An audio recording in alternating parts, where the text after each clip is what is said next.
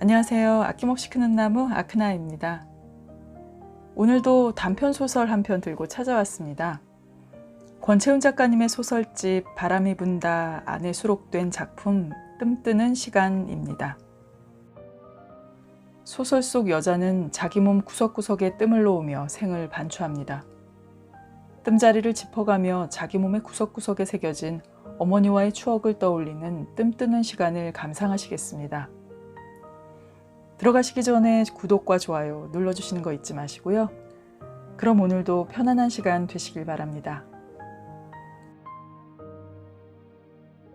엄마, 쑥냄새가 참 좋아요.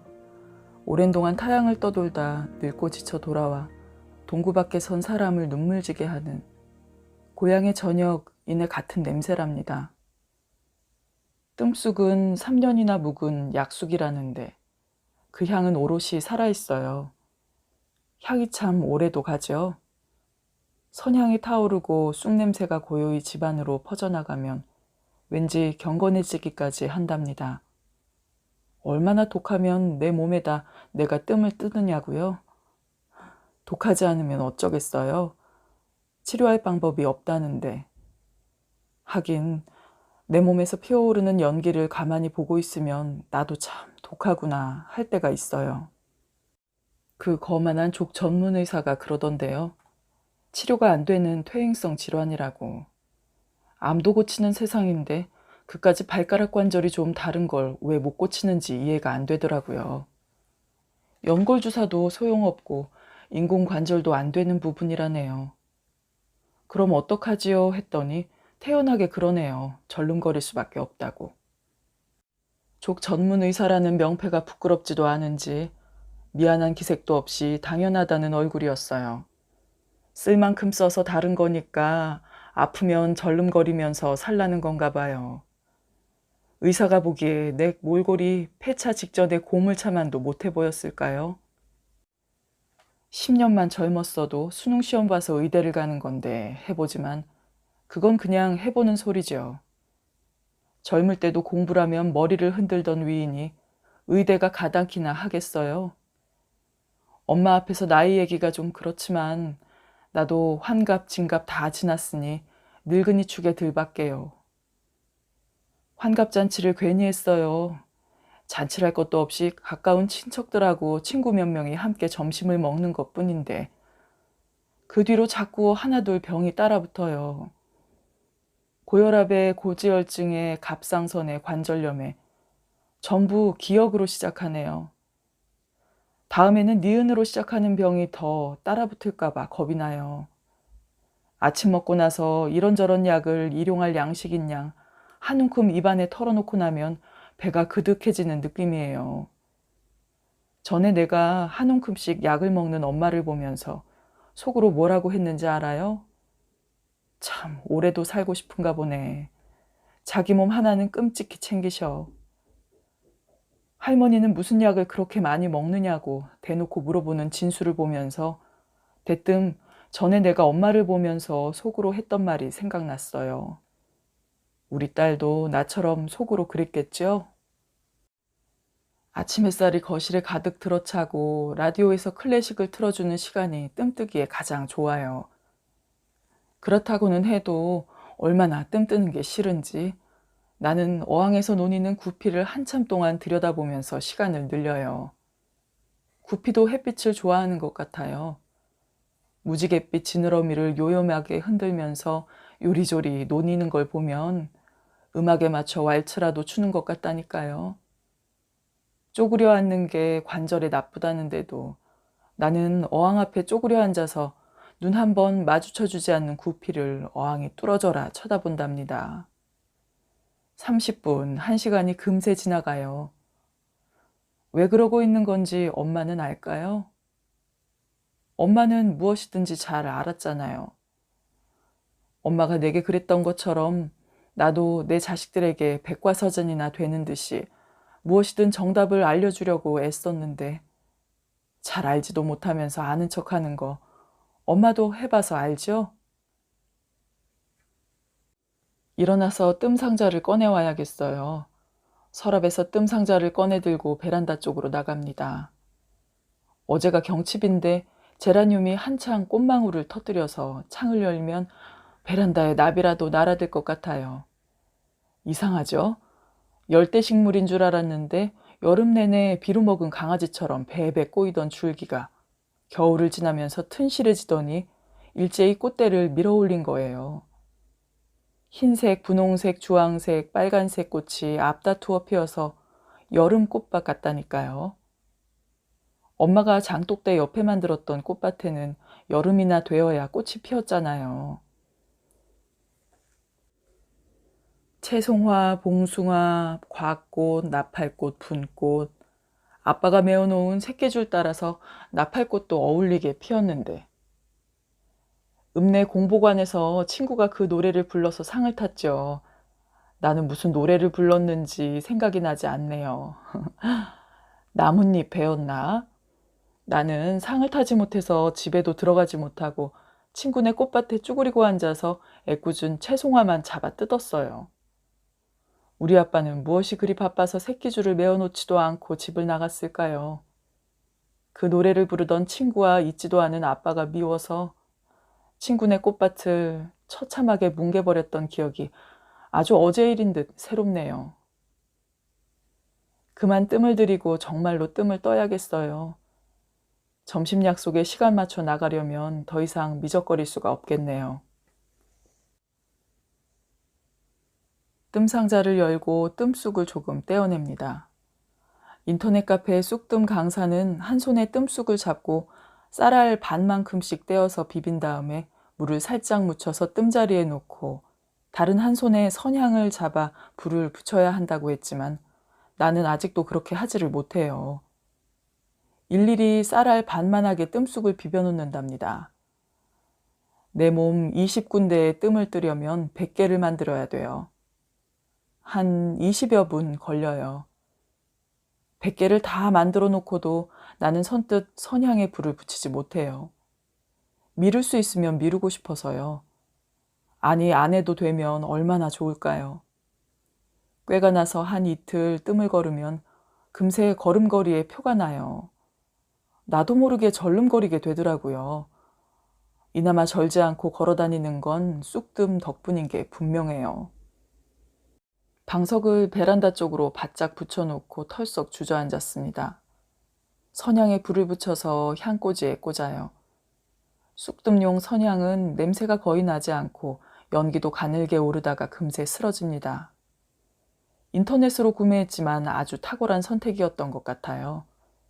인터넷이 서둘러서 그거 한두 가지 사려면 반나절은 끙끙대야 하지만 경동시장까지 다녀오려면 하루 종일이 걸리니 훨씬 싸게 먹히는 거죠. 먼저 심장에서 먼 쪽부터 뜸을 떠야 되는데 나는 발이 아프니까 발부터 뜹니다.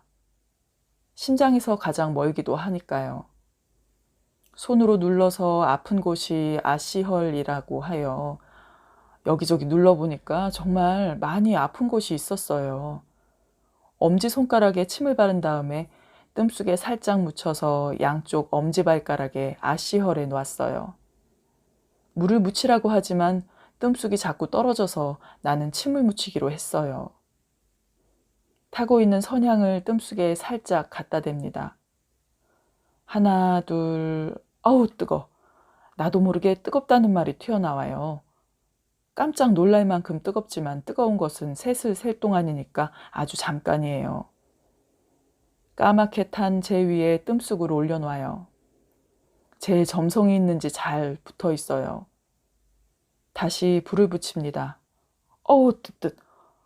그렇게 5장을 뜨고서 재를 닦아내요. 재를 닦아낸 자리에 화상을 입은 흉터가 남네. 엄마가 보았다면 내 발을 두 손으로 꼭 잡고 호호 입김을 불어주었을 텐데. 초등학교 2학년이었을 거예요. 봄 소풍 가는 날 엄마는 리본이 달린 빨간 구두를 신겨줬어요. 서울 가는 인편에 특별히 부탁해서 사온 구두였는데 신기에 아까울 만큼 예쁜 구두는 발에 꽉 끼었어요. 작다는 말도 못하고 새 구두를 신고 소풍을 갔지 뭐예요. 대문을 나서기도 전에 발이 아팠습니다.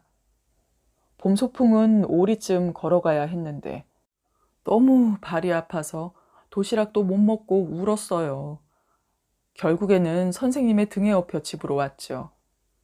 딱 한 번 신은 새 구두가 몇 년이나 선반 위에 올려져 있었던 게 생각이 나요. 엄마는 내게 작은 구두를 굳이 신겨서 소풍을 보냈습니다. 그때의 엄마 마음을 알 수가 없어요. 뒤꿈치가 벗겨지고 발가락에 물집이 생겼죠. 엄마는 내 발이 다 나을 때까지 나를 업어서 등하교를 시켰죠. 수업 시간 중에 뒤를 돌아다 보면 쪽진 머리에 흰 저고리와 검정 치마를 입은 엄마가 쓸쓸히 창밖을 보고 서 있었습니다.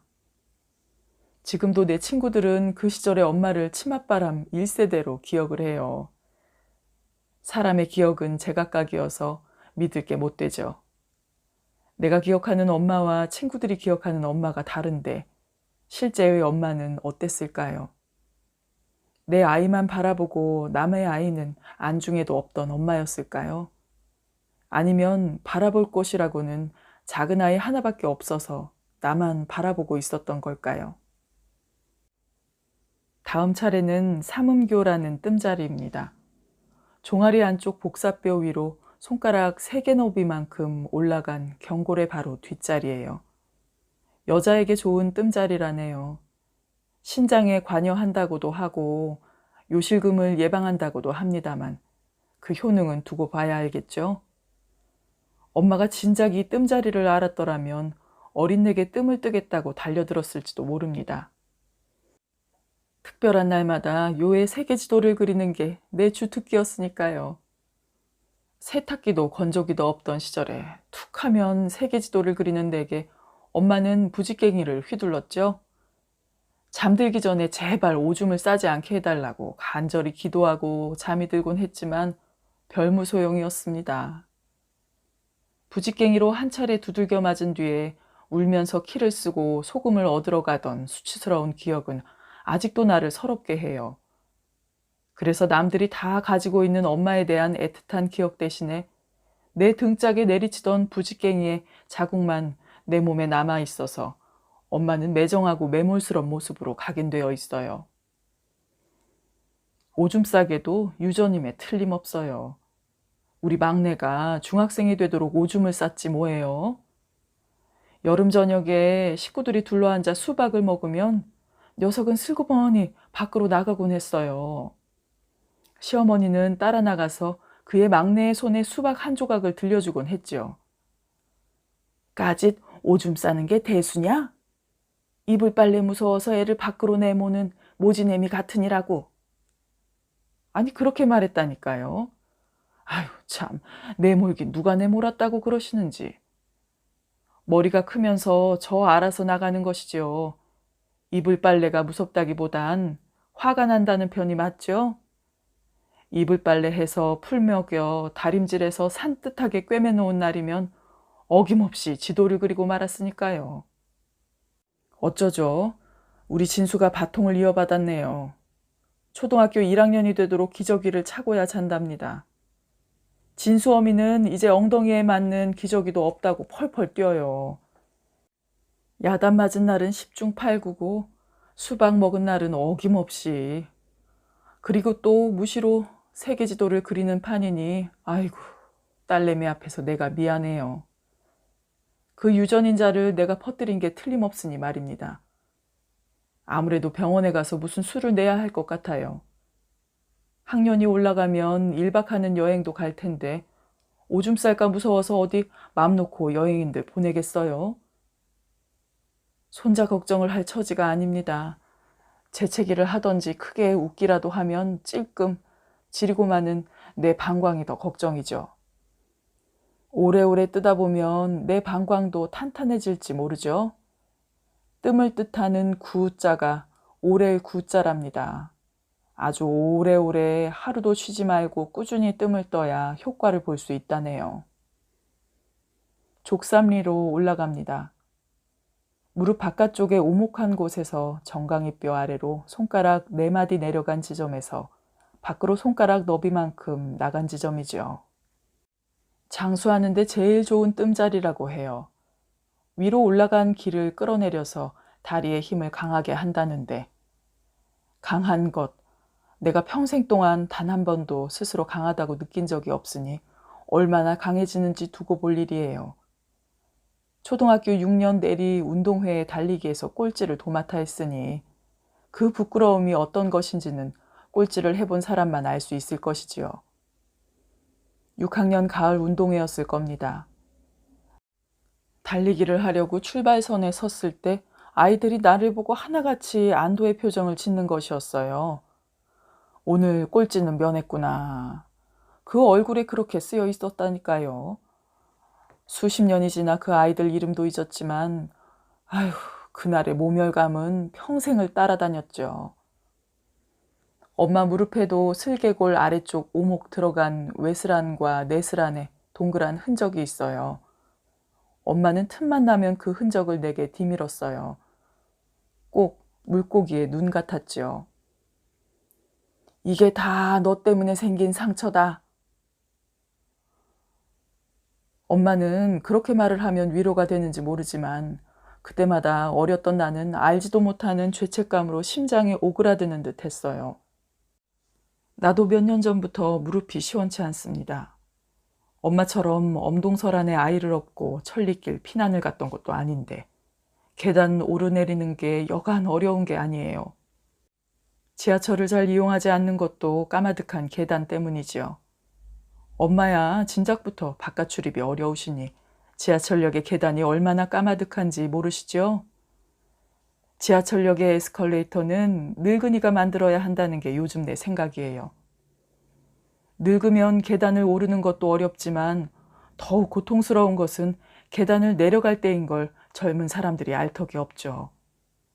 올라가는 에스컬레이터는 곳곳마다 설치해 놓고 내려가는 에스컬레이터는 아예 만들지도 않는 지하철역을 만나는 날이면 한숨부터 나온다니까요. 한 발 한 발 내디딜 때마다 온몸을 울리는 통증. 아휴, 정말 싫어요. 양쪽 무릎에 외스란과 내스란에 쑥뜸을 올려놔요. 무슨 까닭인지 다른 데보다 유난히 뜨겁습니다. 눈물이 찔끔 나와요. 엄마는 무릎의 상처를 보여줄 때마다 젖어드는 눈길을 몇십 년 전 피난길로 훌쩍 떠나보냈습니다. 하늘에서는 끊임없이 눈을 쏟아붓고 등에 업힌 아기는 질기게 칭얼대죠. 에라 모르겠다 하고 가던 길을 멈추고 아기를 내려놓으면 업히기도 전에 지쳤던 아기가 방실방실 웃었더라지요. 다른 식구들은 앞서간 지 오랜데 집에 남아서 의용군으로 징집된 아버지를 기다리고 싶던 엄마는 어른들의 재촉에 못 이겨서 피난을 떠났다지요. 기다리고 있으면 곧 삽장문을 열고 들어설 것 같다던 내 아버지는 지금 어느 하늘나라에 있는 걸까요? 그 6.25 동란 중에 태어난 데가 환갑, 진갑을 훌쩍 넘어서도록 아버지의 소식은 알 길이 없습니다. 엄마는 엄마 무릎이 그 피난길에 고장난 것이라고 우기고 싶겠죠. 나는 아니라고 하고 싶은 거고요. 엄마는 그때 나이 겨우 19이었어요. 지금으로 치면 고3, 한참 공부에 열중하고 있을 때죠. 어린 나이에 아이를 업고 남편은 북으로 끌려가고 천리길을 걸어서 피난을 가는 바람에 무릎이 아팠다고 하네요. 한의원에서 아픈 무릎에 콩알만한 쑥뜸을 뜨는 바람에 무릎에도 눈알이 생겼다고. 맞겠죠? 그러나 엄마가 중학교에 갓 입학한 나를 외갓집에 버리고 제가해서 남산만한 배를 안고 뒤뚱거리며 외갓집으로 들어서던 날을 나는 기억합니다. 아기를 낳고 엄마는 걷지를 못했어요. 이제와 생각해보면 임신 중독이었던 것 같아요. 엉금엉금 방바닥을 기어다니는 엄마를 보면서 문 밖에 서서 내가 했던 말을 기억하시는지요? 어쩜 유행가가 딱 맞네. 나를 두고 가시는 이는 심리도 못 가서 발병 난다잖아. 잘코산이지 쌤통이야. 라고요. 그날 엄마는 고무신을 잃어버리셨습니다. 마루 밑에 사는 검둥이가 도둑으로 몰려서 부지깽이 세례를 받았지만 엄마의 고무신을 훔쳐서 개울에 던져버린 나는 시치미를 뚝 떼고 검둥이가 깨갱대는 소리만 듣고 있었죠. 참 멍청한 짓이었어요. 엿이나 바꿔 먹을 일이지 개울에 던져버리다니요. 그 고무신은 어디까지 흘러갔을까요? 미호천을 지나 금강으로 금강을 흘러서 서해 바다까지 다다랐을까요?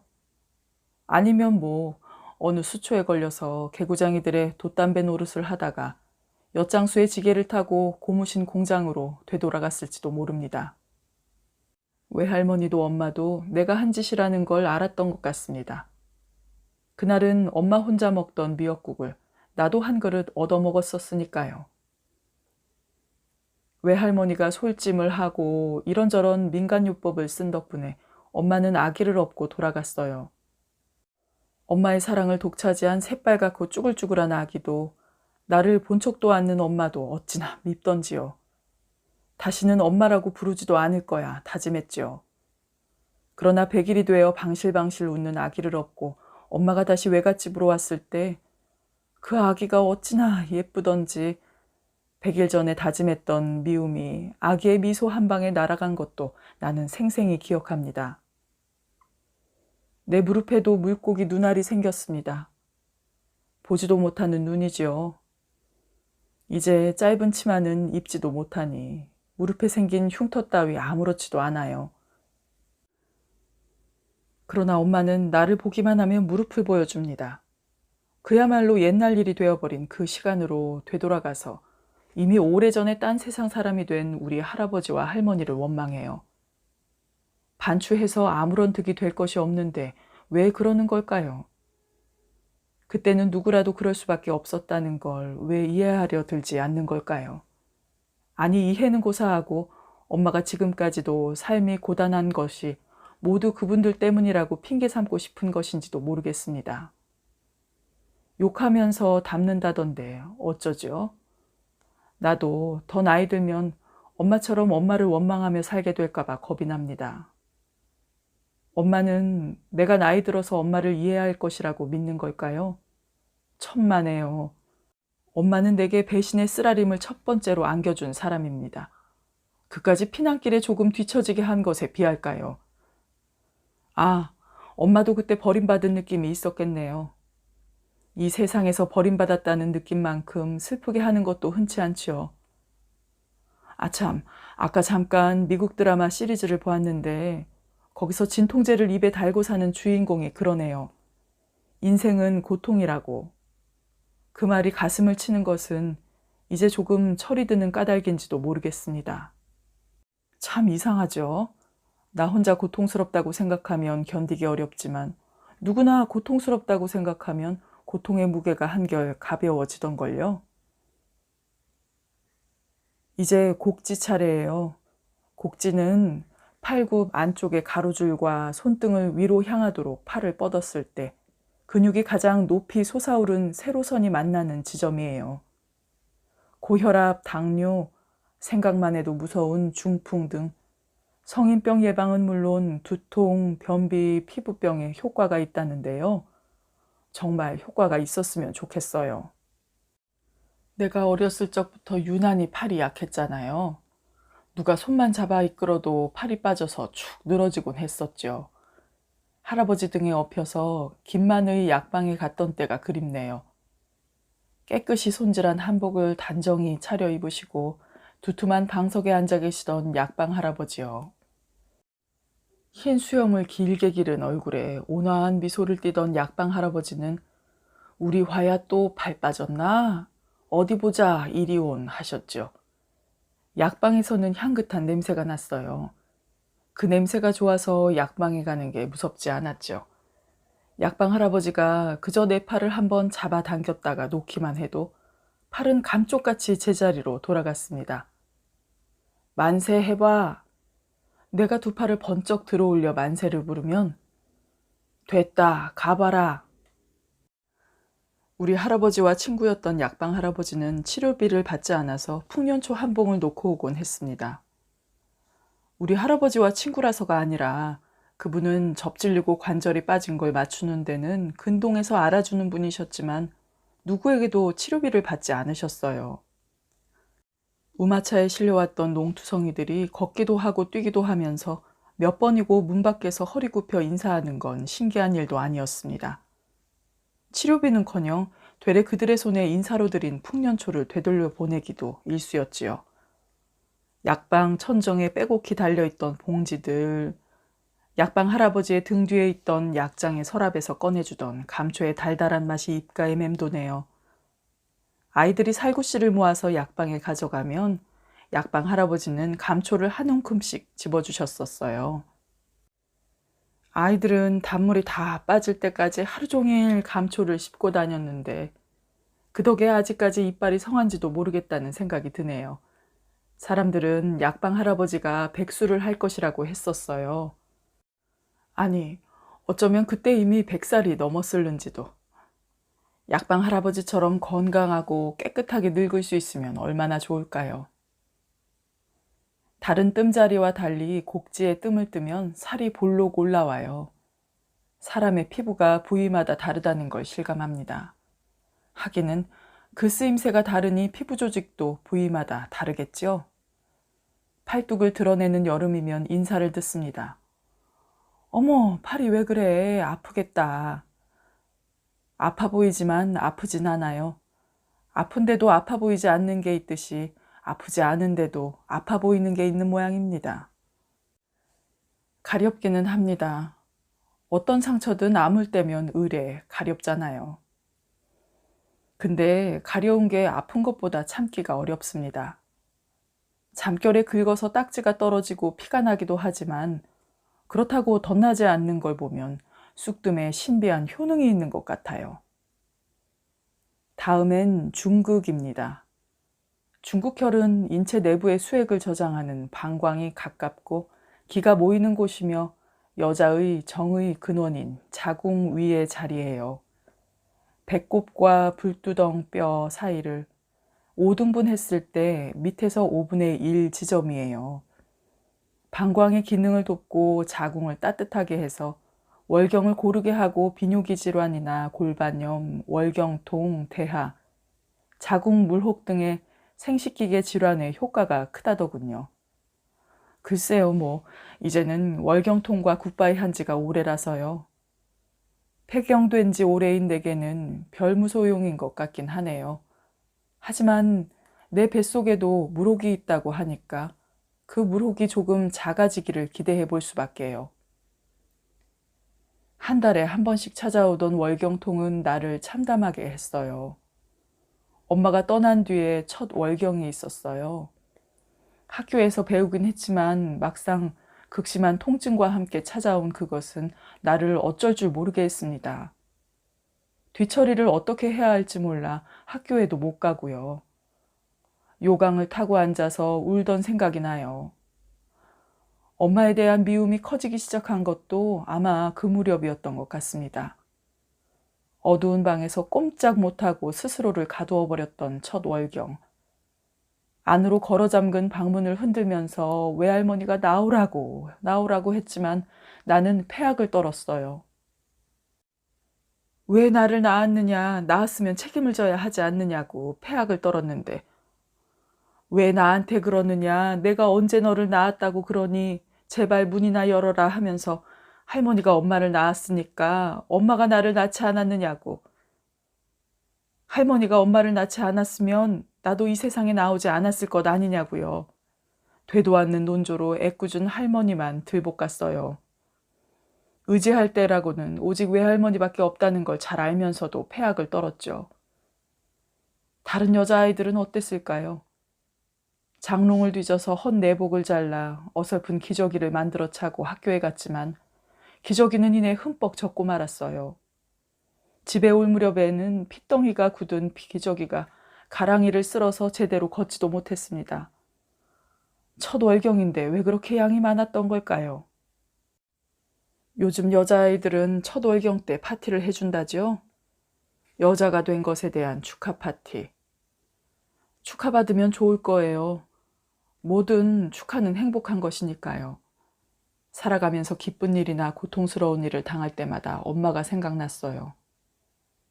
우선은 한 번도 축하해주지 않은 엄마를 원망하고, 다음에는 엄마의 팔자를 한탄하고, 그 다음에는 그럴 수밖에 없었을 거라고 이해합니다. 알 수 없는 것은 이해를 한다고 하면서도 그 앙금은 차곡차곡 내 속의 어딘가에 쌓이는 거예요. 그랬다가 한 번씩 그 앙금이 치솟아서 나를 고통 속으로 밀어넣지요. 아주 고약한 놈입니다. 내 속에 어딘가에 있는 그 앙금이 쌓이는 방을 찾아낼 수 있으면 좋겠어요. 그 방을 부숴버리고 나면 아주 개운할까요? 아니 금세 또 다른 방을 짓는 심술스런 놈이 내 속에 살고 있진 않을까요? 수도라는 혈로 옮겨갔어요. 이 혈은 소변이 지나는 길로 물의 길이라는 의미라네요. 방광의 상부에 위치하고 체내의 수액을 다스리는 효능이 있다고 해요. 배꼽 중앙에서 불두덩뼈 사이를 5등분했을 때 5분의 3 지점에서 2촌 나간 지점, 2촌은 양 유두 사이를 4등분했을 때 4분의 1에 해당하는 너비랍니다. 뜸자리 잡기가 만만치 않습니다만 내 깜냥대로 해볼 수밖에요.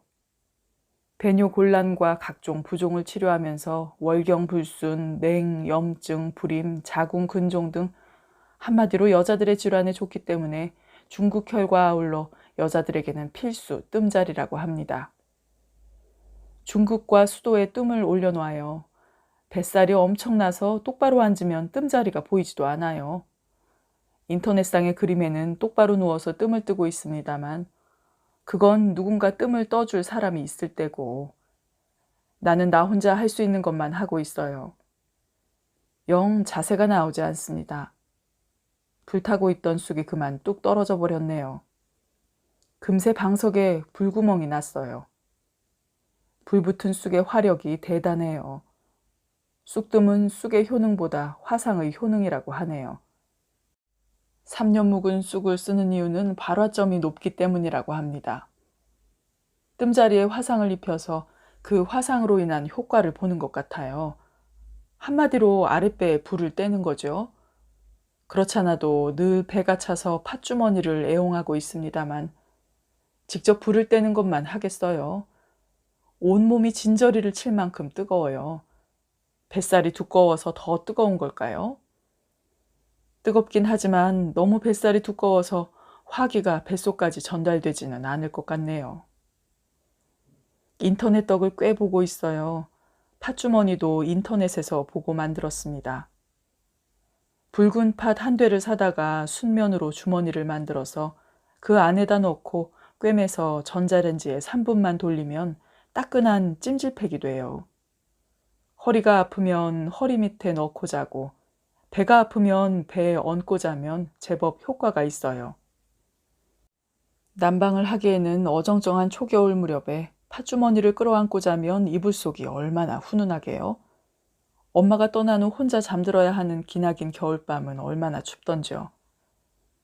엄마가 있을 때는 둘이 꼭 껴안고 자서일까요?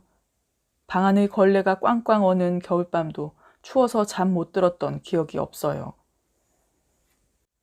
엄마가 하도 꽉 껴안아서 숨이 막혔던 기억은 있죠. 한껏 웅크린 채 자고 난 아침이면 온몸이 뻐근했어요. 그때 엄마가 내게 팥주머니라도 한 개 만들어주고 떠났다면 그 온기 덕분에 혼자 잠들어야 하는 겨울밤이 그토록 길지는 않았을 것 같아요. 인터넷에 접속하면 이 세상의 모든 정보가 넘쳐나요. 이런 세상이 오리라고 상상이나 했겠습니까? 일찍이 다른 세상 구경을 한 사람들이야 그런 상상을 했는지 모르겠지만 나 같은 촌년은 상상도 할 수 없었던 세상에 내가 살고 있다는 사실이 실상 꿈이 아닐는지요.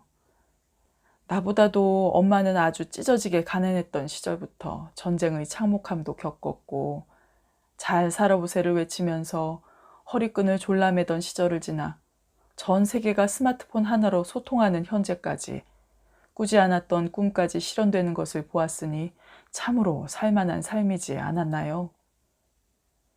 툭 하면 죽어버리겠다고 나를 위협하던 젊은 엄마. 어린 나는 학교 갔다가도 불이 나게 집으로 뛰어오곤 했어요. 방문을 열고 살아있는 엄마를 확인해야 밖으로 놀러 나갈 수 있었다고요. 죽어버리겠다는 말을 입에 달고 살았던 엄마는 그 말에 어린 딸이 얼마나 큰 공포심을 느끼는지 알지 못했어요. 그러기에 그리 쉽게 그렇게 무서운 말을 했던 것이지요. 휴전선은 끄떡도 않고 무슨 좋은 소리를 듣겠다고 찾아간 점집에서 점쟁이는 엄마에게 독한 말을 했습니다. 남편이 죽었다고, 죽은 남편의 원혼이 떠돌고 있으니 원혼굿을 해야 한다고도 했어요. 시부모의 줄줄이 시동생들 하루 세끼 식사 준비에도 지쳤을 것입니다. 사는 재미는커녕 지친 엄마를 위로해줄 남편 없는 시집살이가 얼마나 고단했겠습니까? 너무 지쳐 그만 딱 죽고 싶었겠지요. 다행히도 엄마는 죽는 대신 개가를 했어요. 입버릇이란 게 얼마나 무서운 것인지 엄마는 개가를 한 뒤에도 그 입버릇을 버리지 못했습니다. 죽으면 그만이라는 말이 엄마의 입에서 사라진 것은 엄마가 70고개를 넘으면서예요. 그제야 엄마의 삶이 소중해졌던 걸까요? 아니면 엄마의 죽으면 그만이라는 그 말이 딸에게 더 이상 위협이 되지 않는다는 걸 깨달은 것일까요? 칠순잔치를 하고 난 다음부터 감쪽같이 사라져버린 그 말. 하지만 그 말은 내 평생을 따라다녔습니다. 엄마가 떠난 이후 나는 필통 속에 도르코 면도날을 한 쌈 넣고 다녔어요. 엄마 말대로 죽으면 그만이라는 생각이 내게도 무기였던 셈이에요. 그 무기는 은근 효과가 있어서 나를 주눅들지 않게 했어요.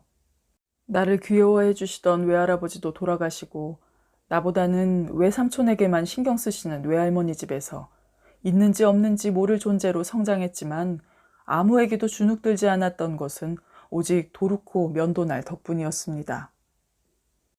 웬만한 사람보다 훨씬 똑똑한 로봇이 수술을 한다지요.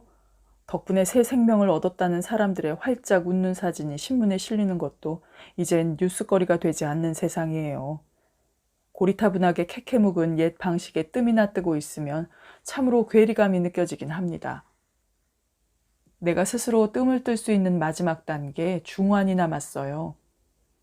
가슴뼈 아래쪽 끝과 좌우 갈비뼈, 연골이 갈라지는 기골과 배꼽 중앙을 연결한 선의 가운데가 되는 지점이 중환이에요. 위장의 중앙이면서 육부의 정기가 집합하는 곳이라고 하는데 위가 속한 육부는 오장에 대비하여 양에 속하는데 음식물을 담아내고 그 대사물질을 전달하며 대사작용을 담당한다고 하네요. 양기가 좋다는 말 아시죠? 기운을 만들어내는 신진대사가 곧 양기랍니다. 즉 중환의 뜸을 하면 양기가 좋아질 뿐 아니라 소화불량, 사지무력, 위경련, 위궤양, 위하수, 설사, 변비, 식욕부진에다 고혈압까지 이만하면 거의 만병통치에 가깝지 않아요? 중환에 쑥을 올려놓고 불을 붙여요.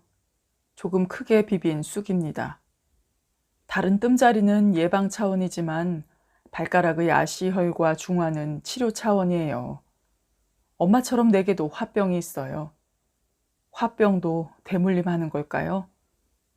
엄마는 용케도 화병을 잘 다스려서 나 같은 통증에 휘말리진 않았지만 나는 오랫동안 숨이 멎을 것 같은 통증으로 인해 새벽에 깨어나곤 했습니다. 누군가 도끼로 내 가슴을 빠개는 것 같은 통증에 가슴을 부여잡고 웅크린 자세로 맞는 새벽의 미명은 아휴 정말이지 기억도 하기 싫어요.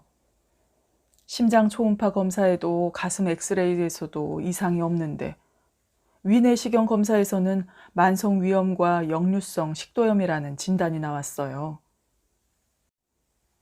그에 맞는 약을 썼지만 도무지 낫지를 않았어요.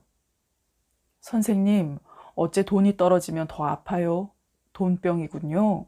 그랬더니 화병이라는 소리는 들어봤어도 돈병이라는 소리는 처음 들어보는데요. 그러면서 의사 선생은 그저 빙그레 웃었어요. 몇 달씩 약을 복용해도 차도가 없자 의사 선생이 신경안정제를 처방했습니다. 그제야 차도가 보이더군요. 걱정이 몸을 아프게 하는 것 같아요. 다른 사람도 그럴까요? 나만 신경줄이 유난히 약하게 태어난 걸까요? 보통 사람들은 대단찮게 여기는 일도 나는 꼭 몸으로 아파내야 지나가요. 살다 보면 내 능력 밖으로 해결해야 할 일들이 참 많잖아요. 이 세상사가 자기 능력 안에서 해결할 수 있다면 병 따윈 생기지도 않을 것 같은데. 그렇지만 세상사는 언제나 자기 능력 밖에 있습니다. 정말 뜨거워요. 한 장, 두 장, 9장까지 중환에 뜸을 떠요. 아주 뜨겁지만 어느 순간 시원합니다. 뜨거운 국물을 먹을 때 그 시원함 아시죠? 뜸을 하는 사람들이 말하는 소위 뜸맛인 것 같아요. 이 맛의 뜨거움을 견디며 뜸을 하는 것이겠지요. 너희가 뜸맛을 알아? CF 대사 같죠? 엄마도 뜸맛을 알았으면 좋겠네요. 내가 할 수 있는 것은 여기까지입니다. 등 쪽의 폐유, 고황, 정수리의 백회까지 뜸을 떠야 건강을 유지할 수 있다고 하지만 누가 내 등에 매일같이 뜸을 떠주겠어요? 엄마가 같이 살면 해줄 수 있을까요? 내가 살만해지면, 아니, 방이 하나만 더 있어도 엄마를 모셔다가 같이 살아야지. 그렇게 생각했던 때가 있었어요. 죽어버리겠다던 말이 엄마의 입에서 사라질 무렵이었을까요? 어느 날인가 내 마음속에서도 그 생각이 소리 소문 없이 사라져버렸어요. 아직 살만해진 건 아니잖아. 나는 스스로 이렇게 변명을 해요. 그 살만하다는 기준이 무엇일까요? 반지하에 월세를 살면서도 부모님과 알콩달콩 사는 사람들이 있는데 말입니다. 옷을 갈아입을 때마다 나는 내가 흠집 내놓은 내 몸이 흉해서 고개를 돌려요. 팔다리와 불룩 나온 배퉁에도 소림사에 무예승이나 가졌을 법한 그런 검은 점들이 줄을 맞춰 새겨져 있어요. 그 점들을 보면 엄마는 마음이 아플까요? 내 이마에 좁쌀만한 점이 하나 있었는데 엄마는 그 점을 오개티처럼 여겨서 점을 빼려고 밀집에 양잿물을 찍어서 그 점 위에 떨어뜨렸어요. 점이 빠지기는커녕 그 점은 파달만한 혹으로 솟아올랐잖아요. 나는 그 혹을 떼어내겠다고 내 머리칼로 혹의 아랫부분을 졸라맸죠. 덕분에 혹은 콩알만해졌죠. 이마의 콩알만한 혹을 가리려고 늘 앞머리를 내리고 살았어요. 그 후에도 혹이 되진 않았지만 내 얼굴에는 셀 수 없는 점들이 생겨났습니다. 점 하나에도 마음 아파하던 엄마는 내 얼굴에 셀 수 없이 많은 점들이 생겨난 것도 몰랐어요. 엄마는 오로지 동생들의 엄마였습니다. 무슨 소리냐고요? 아, 네. 내가 그렇게 느꼈다는 말이에요. 부모 자식 간이라 해도 도무지 알 수 없는 것이 사람의 마음인 것 같아요. 내 나이가 되면 엄마를, 아니 사람을 이해할 수 있을 거라고 생각했는데 어째 살아갈수록 더욱 알 수가 없네요. 지난 봄이었어요. 시에서 길가에 심어놓은 펜지가 나비 모양으로 파르르 떨던 바람 부는 날, 엄마가 집을 잃어버린 날, 주민센터에 볼 일이 있어서 나갔다가 느닷없이 자기가 서 있는 자리가 어딘지 도무지 생각이 나지 않아서 한길가에 몇 시간씩 우두커니 서 있었더라지요. 어디로 가야 할지, 집으로 가긴 가야 하는데 집이 어딘지, 어디로 가야 집이 나오는지 도무지 모르겠어서, 아무리 둘러보아도 모르겠어서, 아무런 생각도 나지 않아서 마냥 서 있었다죠. 아침 저녁으로 장을 보던 마트가 바로 앞에 있었는데도 그렇게 낯설었다고요. 저녁 무렵 학교에서 돌아오던 석준이가 엄마를 만나 데려오지 않았으면 아휴, 엄마는 아직도 한길가에 서 있을는지 모르겠네요. 동상이라도 된 것처럼. 그런데 말이에요. 엊그제 제가 그랬다니까요. 잠실에 나갔다가 돌아오는 길에 전에 타던 버스를 탔는데 처음 보는 동네로 가는 거예요. 새로 생긴 아파트 단지 같았어요. 길가에 작은 개천도 흐르고 학교도 있고 얼마나 깊숙이 들어가던지요. 아, 노선이 연장되었구나 했지요. 그런데 웬걸요? 버스가 유턴해서 돌아가잖아요. 아저씨, 버스가 야탑으로 가지 않나요? 했더니 그쪽으로 들어가지 않은 지 1년이 넘었다는 거예요. 아, 분명히 잠실 나갈 때 그 버스를 보았는데 말이죠. 어딘지 모를 곳으로 가는 버스에 앉아서 무슨 생각을 했는지 알아요? 안적골이 여기 어디쯤일까 했다니까요. 참 뜬금없죠? 어느 해였을까요? 엄마하고 개떡을 사들고 안적골이란 데를 갔어요. 거기에 용한 무당이 있어서 찾아가는 길이었어요. 엄마는 그 무당에게서 희망이 담긴 말을 듣고 싶었겠지요. 단칸 오두막에 초라한 불상이 하나 덩그렁했던 그 무당의 집은 너무 낡고 외떨어져서 무서웠는데 엄마의 간절한 소망 따윈 아랑곳 없이 그 무당은 음산한 목소리로 씹어뱉듯 말했죠. 아버지가 벌써 죽었다고. 죽어서 백골이 된 지 오래라고요. 만약에 우리 아버지가 살아 돌아온다면 자기 손에 장을 지지겠노라고. 아주 어제 일인 듯이 그야말로 뜬금없이 그날 때국에 절은 손수건에 꼭 쌌던 개떡이랑 설익은 개떡에서 났던 밀가루 냄새까지 오롯이 떠올랐어요. 문제는 내가 안적골에 갔던 얘기를 하면 엄마는 거기에 갔던 적이 없다고 하는 거예요. 나는 내 키를 넘던 억새풀을 헤치면서 앞서가던 흰 적삼에 깡똥한 검정 치마를 입었던 엄마의 뒷모습과 어지럽도록 뜨겁던 태양과 귀청이 찢어질 듯 울던 매미 소리까지 생생한데 엄마는 그런 일이 없었다는 겁니다. 혹 꿈을 꾸었던 것일까요? 평생을 가도 잊히지 않는 그런 꿈이었을까요? 엄마와 나는 그 숲에서 서로 다른 길로 갔던 것일까요? 너무나 오랜 기억이라서 단편으로 기억되는 손수건과 개떡과 매미 소리는 제각기 다른 데서 따온 것일는지 모르겠네요. 어떡하면 좋으냐? 내가 치매인가 보다. 어떻게 집을 잃어버릴 수가 있니? 집에 돌아오자마자 혼곤히 잠이 들었다가 새벽녘에 깨어나 내게 전화했던 엄마의 목소리는 공포에 질려 있었어요. 새벽녘에 울린 전화벨 소리 못지않게 엄마의 목소리는 내 심장을 쥐어짰습니다. 치매는 무슨, 건강한 사람도 그럴 때가 있대요. 잠깐 영혼이 외출한 거지 뭐. 괜찮을 거야. 내 전화번호도 기억하고 있잖아. 날이 밝는 대로 검사 한번 받아보지 뭐. 태어난 척 했지만 나 역시 무서웠습니다. 다행히 엄마의 검사 결과는 걱정할 정도가 아니었어요. 매일 한 알의 약을 먹어야 하는 것 말고는 식사도 잘 하시고 마실도 잘 다니시지만 주머니 속에 집 주소와 식구대로 전화번호를 적은 쪽지만은 꼭 챙기십니다. 전쟁통에 내던져졌어도 꿋꿋하게 살아왔는데 그까지 치매에 걸린들 대수겠습니까? 사람들이 그러대요. 정작 치매에 걸린 사람은 태평한 거라고. 노년은 어차피 고통과 동행하는 거라는 걸 저도 느끼는 중입니다. 매미가 우악스레 우는 여름이 오면 밀가루에 소금만 넣고 개떡을 쪄서 엄마하고 안적골을 찾아보고 싶습니다. 수십 년이 지나서 그 마을마저 사라졌을지 모르지만 왠지 거기에 가보면 모든 것이 또렷해질 것만 같은 생각이 듭니다. 네, 지금까지 뜸뜨는 시간이었습니다. 이해하고 싶지 않다고 하지만 저절로 엄마와 닮아버린 자신을 발견하는 시간이었습니다. 소설집 바람이 분다에는 누구나 당연하게 맞게 되는 노화와 쇠퇴를 통해 어떻게 늙어갈 것인가에 대한 고민들이 담겨 있습니다.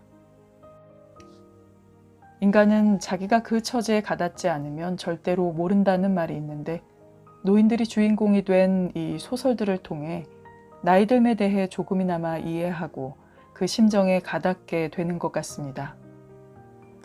다음 시간에도 권채훈 작가님의 작품으로 찾아오겠습니다. 오늘 아크나와 함께 해주신 여러분 진심으로 감사드립니다. 행복한 하루 보내시기 바랍니다.